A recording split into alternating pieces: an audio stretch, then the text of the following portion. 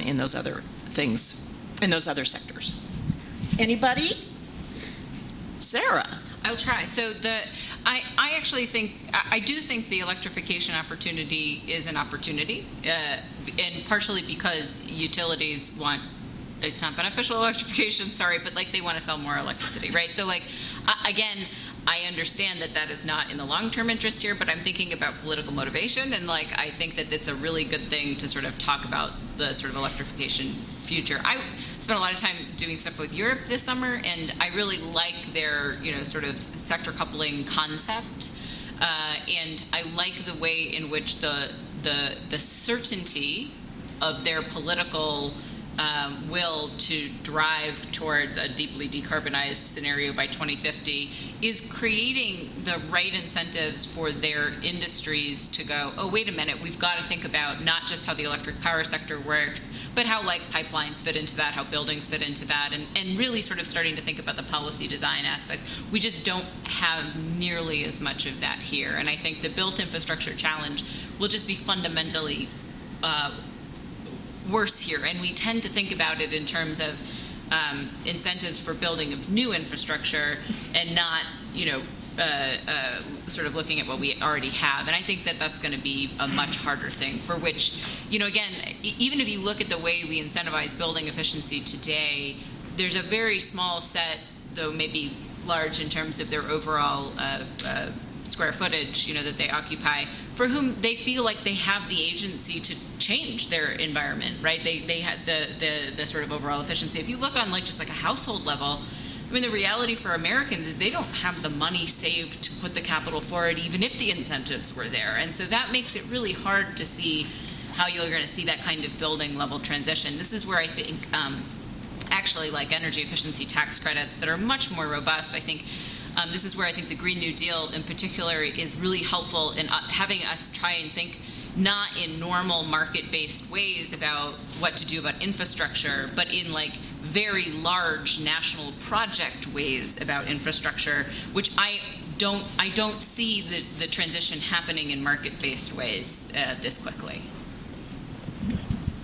Yeah, I think transportation, as Sarah said, the electric sector in the past 2 years has really flipped and is really investing in the infrastructure that's needed and the incentives. And I think the funding that comes from RGGI-like programs or TCI is a way to start to really drive investment in states if you don't have it market-based, but really try to get transportation solutions. It's not just the EVs, but heavy duty and ports, all of the trucking, that is where a lot of emissions are, and that's going to be a really hard segment to get at.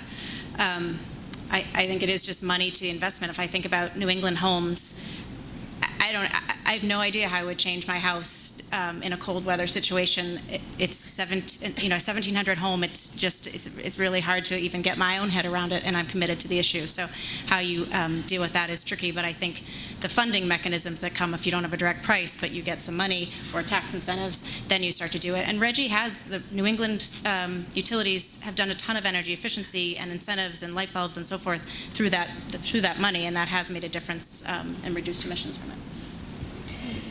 Okay, well, here's where I go, I guess, negative, because I mean, I think whenever you really start thinking about this and you think about all the other sectors besides electricity, I inevitably come back to a firm belief we need a federal approach, because we really need to take a systemic approach to this problem. We need to think about how are we going to integrate electricity with transport, with industry, with buildings, and the commercial sector. And if we were just doing this all piecemeal, I'm sure we are going to be doing it inefficiently from an economic point of view, but also suboptimally from a technology point of view. And we haven't even considered how we might think about making investments in new infrastructure both lower carbon and more resilient, and saving money that way, so that we're using our scarce public dollars in ways that have multiple benefits.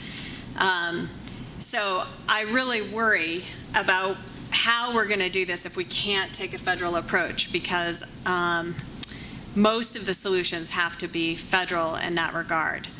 And on the other hand, that's not to say, I do remain optimistic that you could do some things locally And sometimes a more localized or regionalized approach is probably quite appropriate. I grew up here in Colorado.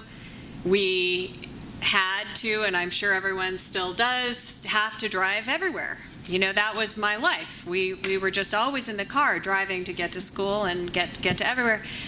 My second half of my life, I've been in the Boston area, and there's much more, it's much more dense. It's much easier to have, you know, public transit, but it doesn't work very well, and it doesn't go where people need to go. So, like, clearly the right solution in New England is we need more public transport infrastructure. I think people would like to get out of their cars. They waste so much time in their cars, but they don't have the option to get out even if they want to because they can't get where they need to go. So, but still, like, that would rely heavily on federal dollars.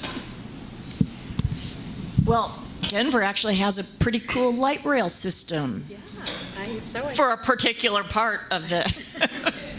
So if you want to go where it's going, it's awesome. Kelly raises a really interesting challenge, this systemic approach that one would rely upon for policy design. So it reminds me, now I'm going to be a Debbie Downer again, it reminds me of the clarion calls that come up almost periodically for a national energy policy. If only we had a national energy policy, we could solve these things. And those of you who are in the audience as old as I am know that's never going to happen because the federal energy policy is tax policy in the Department of Revenue. It is the Energy Department appliance efficiency standards. It is ARPA-E. It is the Defense Department's investments. It is the Federal Energy Regulatory Commission. You know, go on and on. So think about what that might mean on carbon, the housing and urban development body of buildings that would have to be decarbonizing their building stock. So just think about actually every part of the federal government. And it makes me think it's going to be impossible, therefore, to have a systemic approach. And a systemic approach, I agree, would really introduce efficiencies in there. So we've talked about the federal-state issue, but the across the feds issue is a really big challenge. So when we think about the fact, therefore, that we are always going to be, or at least in my lifetime, it's going to be a suboptimal policy design. And the faces out in the audience look to me as though they are young people who are thinking about how to make yeah, I know, John, sorry. I looked right over the first row. That was good. Economists tend to aspire to inform, in a great way, to inform the improvement of public policy design to make it more efficient. I mean, that is a great goal. So, you know, do you have comments about how we can use the tools that we know about efficient market design in this chaotic federal-state constitutional democracy that we have? Go for it. Yeah, okay, so I'm going to be uplifting-ish, depending on how you feel about what I say. So a couple of thoughts. I actually think that the period of time that we're in is not super different from, you know, the transition from the 1800s to the 1900s. Like, huge amounts of technological and social change. Nobody knew exactly what the future was going to look like. I'm not saying we're going to have 2 world wars. It's just a lot of change all at once. And so figuring out what to do there is tough, right? However, it's also, you know, a period of lots of competition. And when I am talking to people at the federal level or at the state level, the unifying theme is competition, right? Can I compete? Can we compete as a local community, as individuals, as a nation? How are we competing in this era of like huge amounts of change? And so I think it's an enormously sort of like catalyzing force for us to think about our entire sort of industrial structure and economic structure in the United States and go, how are we doing? Like, is our system going to be the one that's going to prevail in the international context today? What are the parts that we really like about it because we know it spurs a kind of innovation that we don't really know how to create, we just know it sort of happens. We know that certain things lead to economically efficient outcomes versus some other things, and which things can we kind of put on the table and say, you know, maybe we should have some industrial policy, like mission-driven industrial policy. Maybe we reorganize the government to deliver on those goals. Like maybe we invest government dollars towards those ends.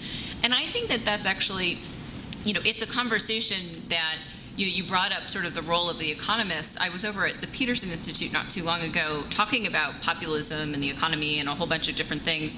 And they were looking pre and post financial crisis at trade policies for different countries, right? And what was really interesting to me is they were using IMF sort of like guidelines and sort of prescriptive policies in the context of judging before and after, right? And I had said, but don't you think the IMF's understanding of what sound fiscal policy is has changed dramatically over the last 10 years? Like, hasn't our understanding of the role of economics in these broad societal challenges, like, completely, like, just changed in some pretty fundamental ways? And what's interesting to me is that I think sometimes the energy sector doesn't think hard enough about what that looks like in practice, like in governance, right? So like there are some countries around the world that are organizing around industrial policy, that are organizing around these you know, deeply decarbonized sort of sectors, and we, even if we don't want to think about decarbonization as the orienting goal because politically we can't get there, how about being competitive in nuclear? How about being competitive in batteries? How about being competitive in critical minerals? Like there's a ton we could do to organize better around those themes, but we don't, you know, we're just very uncomfortable with that. And so I actually think that there's lots of ways that those changes are taking place.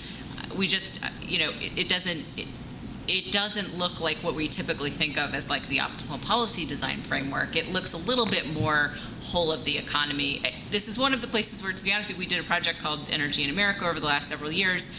And when we look at like what states and local communities expect out of their energy policy, some of it's energy policy outcomes, some of it is social and economic development policy outcomes, and that's not going to happen through energy policy. It happens through other kinds of policies. So if that's the kind of transformation we're talking about in a deeply decarbonized scenario, then we better start thinking about these things together. It does look like the Green New Deal. It doesn't mean it has to be a giant socialist nightmare. It could also have economically efficient policies in it. Like, so I think that that's kind of the place where I see a lot of potential for us to go, and people are driven there, at least I see at the federal policy level and the local level, about this idea that they want to make sure they can compete, and they're willing to put sweat equity behind that. Go, Sarah. That was great. Let me go with Kelly next. Okay. Yeah. So I think that there's an opportunity somewhere in between the feds and the states, and that's regional approaches. Because I think what we really need are plans. I know this sounds sort of trite, and maybe especially trite coming from an academic, but I do believe we need to start thinking through how to do these things right, and we need to be systematic about that, given that we have, if you take climate change seriously, a very limited amount of time to achieve this transition. And it seems to me we need to try to make better use of regional institutions, because a lot of our infrastructure is regional in nature, and that might be the right level to make some of the coherence happen. And I think academics could be doing a lot more engaging on these topics. You know, it's tempting to just say this is too complex and the politics are too ridiculous, but actually we know something about how to do things sensibly, I hope, and so we ought to be trying to make more of an effort. And then I think one area that the federal government is still doing a reasonably good job is in the R&D space. Notwithstanding the Trump administration's efforts every year to cut the investments in R&D by 50–60%, Congress has actually sustained our level of investments. They're not increasing them, or they are a little bit actually. But another thing that I think the states or regional institutions could do a better job of is coordinating with the sort of push on energy innovation that's coming out of the federal government and creating more pull. This is also like a systemic approach to innovation at the state and regional level. And just to give you an example from New England, it looks like a lot of the offshore wind in the United States is going to happen in New England. And so we can create the pull through our regional policies, but the push in terms of the R&D effort and expenditure is going to have to come from the federal government. And that's something that I think is possible. And then you can have, one of the regional solutions in New England, which is going to be offshore wind. Yeah, I would give a legal answer. I agree with both points. I think the federal government, one option the federal government has, if the political will isn't to design a national policy that's economy-wide, you could have the federal government just say, what's the targets we have to achieve? What's the environmental targets? And then let the states or the regions, because then they could give the legislative authority to allow the ISOs and the RTOs to really develop what is that energy policy for the region. I think it avoids some of the legal risks if you do it regulatory-wise. Then states, and you sort of build upon what's happening already, then I think you get that. And the federal government still would do the R&D and the tax incentive and so forth to drive that investment too. Cool. Now, before I turn it over to you, we're going to do a lightning round. One of the untold facts about me is that I won Family Feud years ago. So I am good at lightning round. Like actually? I bet. Yes, I actually won. Seriously? Seriously. Did you know this? Family Feud. It's great. Good for you. How embarrassing is that? I'm going to Google it. The great part about it was when people would walk up to me and say, "Oh, I saw you on Family Feud." It was like, well, that's worse, watching Family Feud, than winning $10,000. So that was good. Okay. These panelists are going to respond with a very short answer, maybe 1 to a couple words on these questions. First one, when you think about the race politically in policymaking circles between a 100% renewable target and a 100% zero carbon target, who's going to win? In terms of actually delivering or getting? Yeah, we're going to have more of the body politic trying to aim at 100% renewable as opposed to 100% zero carbon. 100% zero carbon. Zero carbon.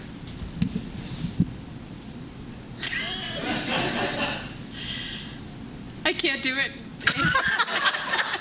See, she would not have won $10,000. Just say, I know that all the research suggests that the renewables is the right answer. When in the United States, when you frame things as clean energy, you get much more political support. But I do think the tide is shifting, but that could be because I'm in a New England bubble towards the low carbon.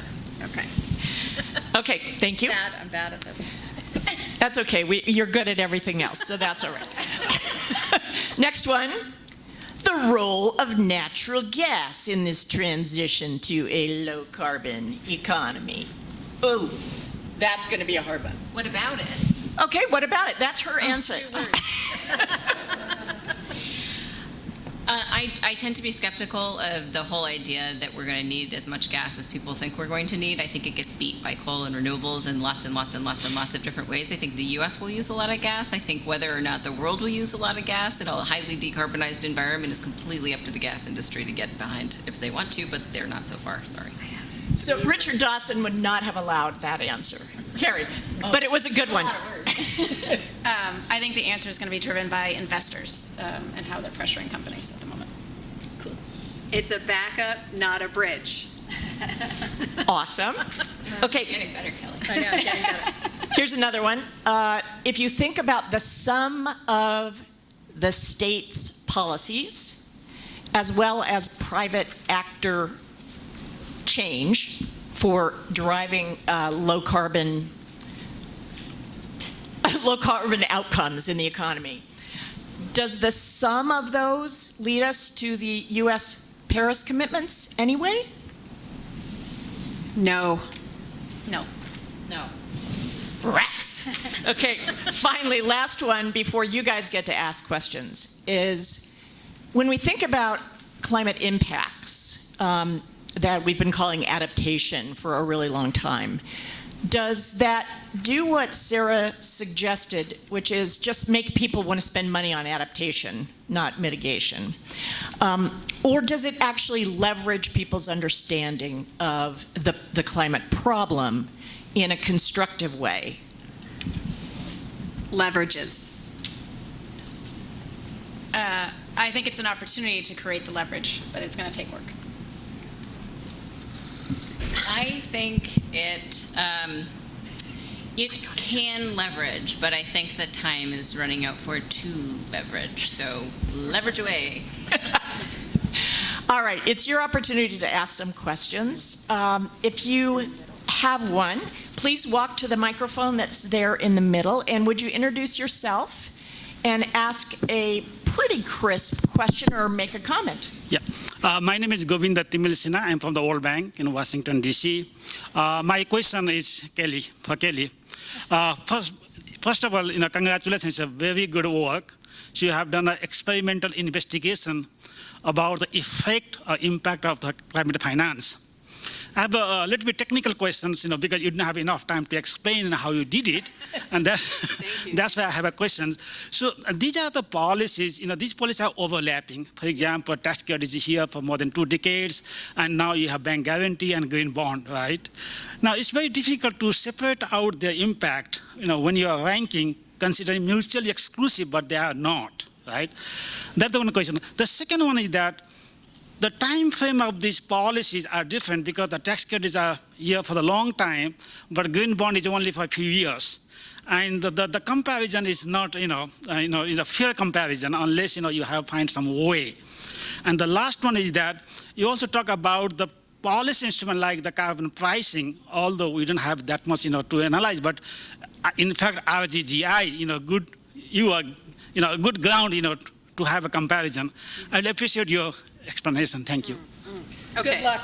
Okay, I can do this quickly, actually. So we actually did do exactly the same approach for carbon pricing. And if you're interested, you can go on our climatepolicy.org website. It was also published in Climate Policy last year. I think methodologically this stuff is always tricky because we don't have adequate models to be able to do the kind of integrative policy analysis that I think we would all like to be able to do. So we did not attempt to look at the complementary or maybe even redundancy of the policies, though I do have, I think, views on that based on the research. What we did was evaluate against those 4 criteria that I mentioned. So can we say for sure, did they mobilize finance? Yes or no?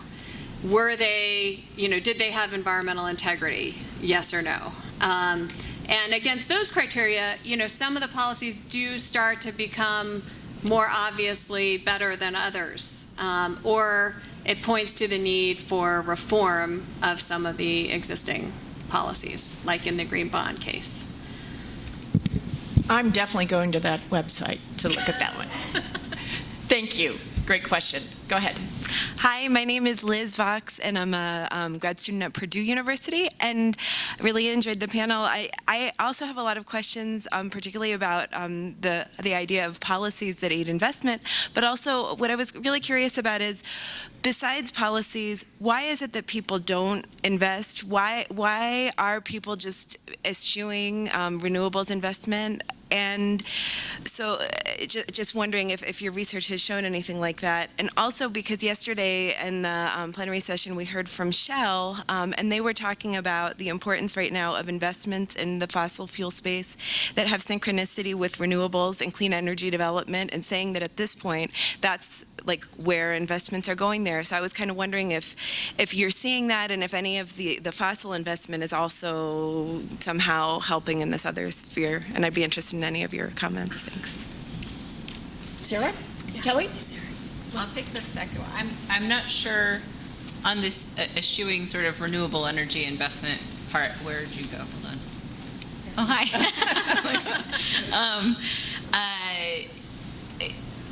it depends on where you're talking about. I mean, if it's here, I think that you've still been able to see good renewable energy investment in certain parts of the country. I do think the PTC, ITC trade war stuff has had some changes in what we've expected to see versus what we've seen.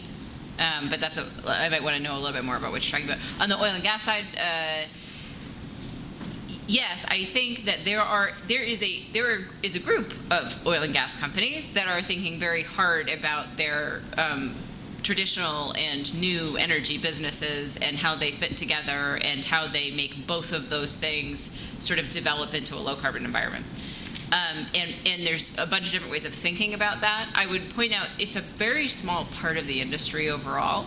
And so it's really hard to talk about the entire oil and gas industry and then sort of, paint with a broad brush. So I do think a couple of different things. One, I think that there's a lot of good that can be done in some of the clean energy investment that's happening in the oil and gas industry as far as like demonstration and deployment projects and the investigation of like new business models. So I do think those are, very positive things. I think there are also some really interesting ways in which they're capitalizing clean energy technology companies and that we did a schematic of sort of like the web of the sort of non-oil and gas companies that oil and gas companies are related to that exist out there, and it's a pretty diverse group of companies, and so I think that it proliferates pretty widely out there into its impact, whether it's but how deeply they are involved in the strategies or deployments of those companies varies by their investment. The one thing I will say is, to the extent that there's a vision, particularly of how natural gas and renewables can be complementary, or even like hydrogen can be, sort of like the future for the industry, I do think there's more work for the industry to do to create the policy environments where that's the truth.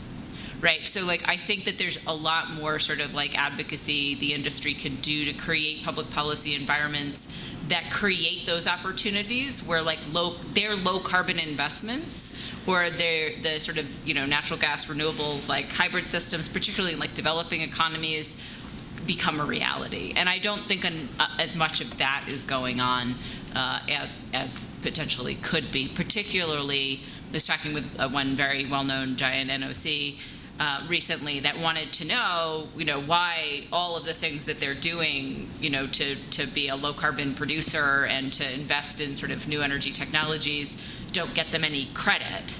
And I was like, well, what kind of credit would you like? You could have, if you don't go and try and advocate for policies that actually advantage what you're doing on the low carbon side of the equation, you're not helping to grow the business you want to see grow. And yes, it might harm the other side of your business eventually, but like, I do think that there's a lot more strategic thinking that can go into sort of growing those opportunities for the parts of the oil and gas industry that are actually thinking about that. I don't know if that answered your question. Yeah, I see lots of people standing, but I just want to make two quick points. A lot of that fossil investment is happening outside the United States and rapidly emerging economies. And so then you ask yourself, why are they making big new investments in coal or in oil and gas? And we've done some work in that area, and I have two answers for you. One is familiarity. It's what people know. It's what they grew up with. It's something they know about, and they really don't understand renewables. They're very skeptical and worried, and they are afraid their infrastructure isn't up to it, and so on and so forth. So one thing is familiarity. And the second is sort of echoing Sarah's point, but maybe putting a finer point on it. The policy environment is not shaping the investments.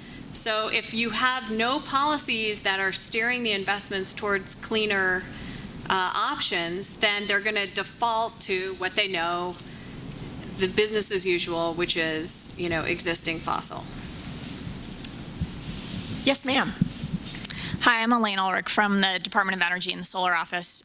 Nice to see many of you again. So I always want to check myself to see if I'm just in some kind of a bubble of my own, but it feels like over the past couple of years there's been a pretty dramatic shift in the work that I'm doing with states and localities in the conversations around resilience and equity and access.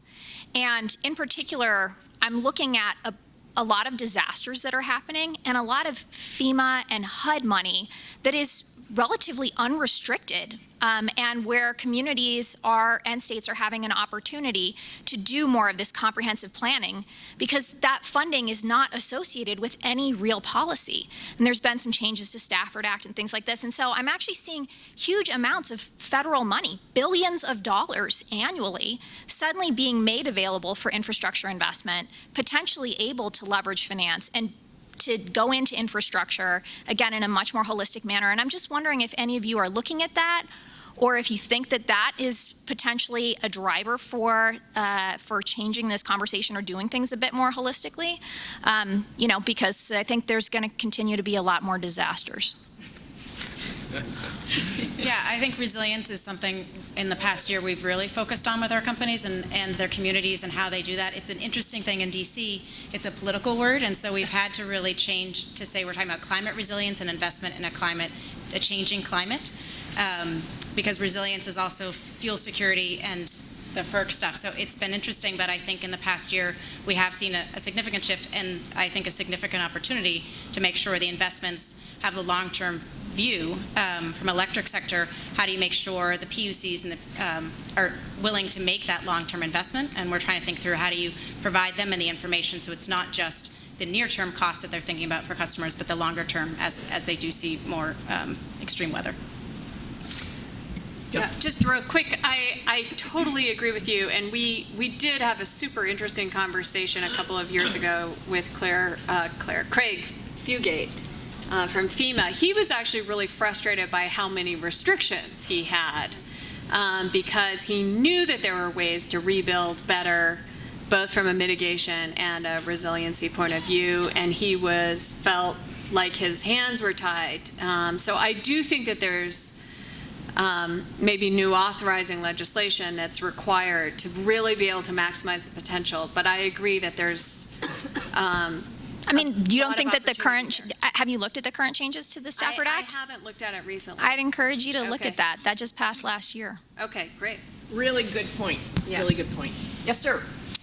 Hi, Lou Fulton with UC Davis. Somebody mentioned the Transportation Climate Initiative that the Northeast states are, I guess, still considering that they haven't implemented. But as far as I can tell, it seems to be really a very backdoor gas tax and diesel tax. The only fuels that are covered are gasoline and diesel. There's no carbon rating for other fuels the way there would be in an LCFS. And they call it cap and invest, and I think really the idea is to raise a bunch of new revenue that can go into transportation projects. It's interesting, it doesn't align with policies, let's say in California or other subnational jurisdictions. Some of the Canadian provinces are doing LCFS type policies. So what do you folks think about it? Is it good policy? Is there some way it could be done better? Thanks. Yes, I think there are definitely better ways to do it. I think it's politically going to be really interesting to see what the oil and gas industry does in response to it. I think it will be characterized as a gas tax. And the question is, are they ready to counter that and show the funds that will come out of it that can be invested in transportation? I think they're thinking about equity and how to use that money in a positive way. There are definitely better ways, but I think they're trying to build upon the RGGI success, and the governors and the political folks understand how RGGI works, and they're trying to replicate that success for the transportation sector. All right, we have 3 more questioners standing up. We're going to get to you. These are kind of lightning rounds that you're going to deal with. All right, I'll be quick. My name is Jordan Cox. I'm a researcher at the National Renewable Energy Laboratory. I focus on hybrid systems. So I support all clean energy technologies, nuclear, emissions-free fossil, and renewable. Obviously, I'm on the renewable side, but I love them all. Back to your debate around kind of the clean energy versus 100% renewable standards, there is one area that I think renewables kind of have a fair or unfair advantage, and that is in distributed generation. Every homeowner who puts solar panels on or a farmer who leases a wind turbine becomes a clean energy voter, like no matter what district or political affiliation. It's kind of interesting. I'm wondering, from your standpoint, and you've seen in the last year or so, what are some innovative economic policies that favor clean energy that also bring along that community aspect? I'm thinking a lot about the California mandate to require solar panels on homes. Maybe not the most efficient use of funds, but it also builds this coalition of people who are never going to vote against clean energy, and I think that's kind of an interesting thing. So that's my question.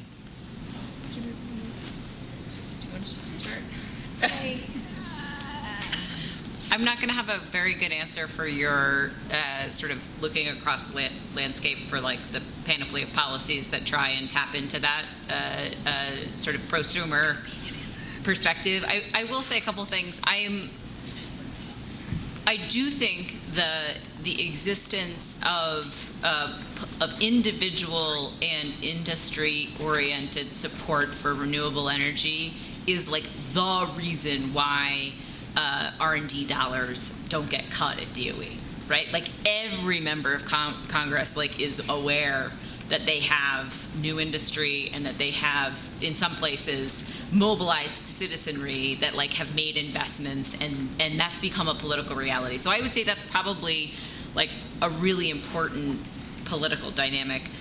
The thing I worry about is, so in places where they have a strategy for growing distributed energy resources and incorporating them into the grid and thinking about how you deal with all aspects of your communities having access to that opportunity, it's a positive dynamic, right? So those kinds of policies that are thinking about making sure that all communities can benefit from that and there's not a disproportionate bearing of the cost of those kinds of policies on disadvantaged communities is the most positive political dynamic that can be around those policies. I think we're making lots of advancements in understanding the importance of creating that political dynamic. I don't think we've actually managed it well everywhere, right? And so I also think for people who invested in, you know, a rooftop solar panel that was based on, you know, some sort of, you know, incentive program that went away, they're also not happy, right? So it can cut both ways. I will say, so I think that the mobilization of different kinds of communities with political voices that are supportive of renewable energy is an important strategic element that we have to keep working on, but I think we have a really mixed track record of it going well. So for example, on the TCI, you know, knowing the sort of struggle it was to get the Transportation Climate Initiative, the part of the struggle wasn't just because of like the oil and gas industry, it was the environmental justice communities that were like, we don't want a conversation about how to perpetuate the existing system. We want a conversation about how to have a mobility infrastructure that doesn't disadvantage us. You know, so I think all of this sort of political mobilization of the prosumer and the sort of disenfranchised, you know, sort of communities and in the normal political discourse is getting way more complicated. And so I feel very conflicted about the whole thing. I think it's the right thing to do, but I don't know if it universally breaks positive. Thank you. I'll sit down. Thank you. Doug. Lightning round. So what, either I missed it or was the lack of conversation about cap and trade reflective of your perception that there's a lack of possibility or interest in that ever coming forward again as a policy? Just quick questions. Oh, at the federal level. At the federal level. People keep asking me that on the Hill. I think Representative Tonko is working on a cap and trade, and I think it'll be interesting to see what the reaction is. Because it was shot down with Wax and Markey, people are hesitant to go there again. And I think the clean energy standard, just, if I'm a pessimist, hasn't gotten shot down yet. If it gets shot down through the process, then I think you have carbon tax, cap and trade, and CES on a level playing field, and the question is what's possible. If something's possible in Congress, I would say cap and trade is a better option because it can be economy-wide. It creates a lot of funding that can get votes. But a CES seems simplistic in a good way right now. So let me go quickly to the next one, which is the reflection of, particularly for an economics audience that happens to be moderately academic. I think your comments about, and I guess this is the question back to the audience, is would you ask academics to take on the analysis of the non-ideal policy portfolio, as inefficient as it would be to be helpful to help navigate the decision-making process going forward? Does that make sense? Yes. I think you have to do that because that's the world we live in. Okay. And I also just want to say, I recently had a conversation with Senator Markey, and he is undimmed in his optimism that we could get a new cap and trade bill through. He just wants his name on it again. Okay, you get the last question. Yeah, hi everyone. I'm Toby Schmidt from ETH Zurich in Switzerland. So I'm going to bring in a bit of a European perspective. First of all, I want to resonate with you said, Sarah. So if you look at Europe, which was really the leader in renewable energy, bringing at least PV and wind out of the niche, that was an industrial policy. Yeah. Clearly, if we looked at 30 years of parliamentary debates in Germany, also in Denmark, this was all about industrial policy. But the point I want to make is about finance, actually. So, Kelly, you mentioned the trillions, right? Guterres, the UN Secretary, also says we need to get from the billions to the trillions.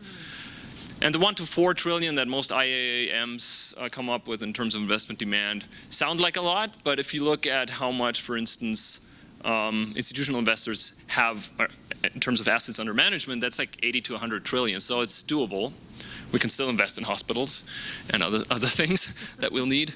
But I think the more important question is at what price tag do you get that capital? So what's the cost of capital? And that's really, from a European perspective, it's amazing how much you guys pay for renewable energy. We finance wind farms even in Spain and Portugal at 90% debt, loan tenor 20 years at 1% cost of debt. Okay, we have 0% risk-free rate, so we have just the margin. But still, look at that, right? So it's almost for free, that capital. Whereas in the US, you often have, because of the federal tax credit, right, you have 50% equity in there, and that's just crazy expensive. So I was wondering, what could be alternatives to really, leverage all that debt and make renewables therefore cheap? We built, even in Germany, which is not the sunniest place in the world, right, same resource as Alaska, we built solar farms without any auctions or anything now, as I speak, just on wholesale prices, just because capital is so cheap. So I was wondering, how can the US get to that point as well? Yeah, we came to the same conclusion looking at the US tax credit. I mean, it worked in terms of mobilizing, but it was not at all ideal. Certainly from an economic efficiency point of view. In fact, we made it so complicated because firms that weren't big enough, that didn't have the tax liability, then had to go to Wall Street, and then they had to share, and then there was like margins being taken off because, you had so many people and institutions getting involved. It's not the right approach, and that's sort of the point we're trying to make with this new paper we're working on, is that there's much more effective ways to do this. And I think a lot of the models, not only in Europe but even in China, can also give us some inspiration because there's a really different way to do it to reduce the cost of capital. I do think for the United States, the loan guarantee program is something we could consider returning to because it did seem to work very effectively. I would recommend some reforms, but I do think if that's an American approach we can all embrace, then there's a way to make that more effective, and it actually could be replicated at the state level. And I think it's starting to happen to some extent with the green banks. Well, I told you these ladies are superstars and experts, and would you join me in thanking Sarah, Carrie, and Kelly, because this was great. Thank you.